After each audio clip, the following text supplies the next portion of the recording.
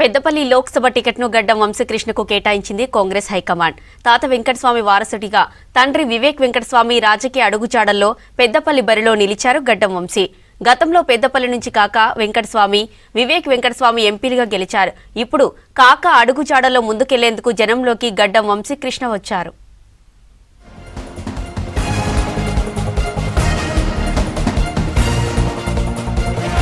కేంద్ర మాజీ మంత్రి కాకా వెంకటస్వామి మనవడు గడ్డం వంశీకృష్ణ చెన్నూరు ఎమ్మెల్యే వివేక్ వెంకటస్వామి సరోజా దంపతులకు పెద్ద కుమారుడు. ఉన్నత విద్యావంతుడు.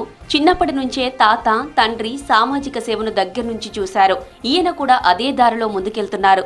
ఓవైపు వ్యాపారవేత్తగా రాణిస్తూనే మరోవైపు సామాజిక కార్యక్రమాల్లో తన వంతు చేయూత అందిస్తున్నారు.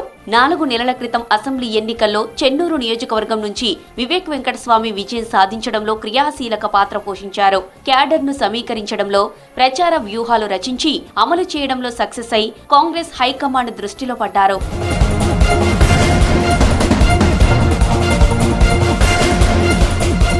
విశాఖ ఇండస్ట్రీస్ జేఎండీగా ఉన్న గడ్డం వంశీకృష్ణ యువ ఆవిష్కర్తగా, బిల్డింగ్ మెటీరియల్ ప్రొవైడర్గా మంచి గుర్తింపు తెచ్చుకున్నారు. 2011లో విశాఖ ఇండస్ట్రీస్ మేనేజ్మెంట్ ట్రైనీగా చేరి 2012 నాటికి ప్రధాన వ్యూహకర్తగా ఎదిగారు.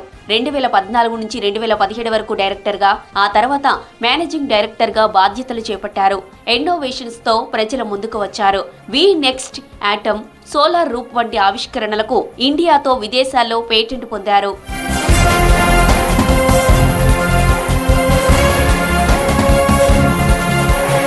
వ్యాపార రంగంలో రాణిస్తున్నారు వంశీకృష్ణ.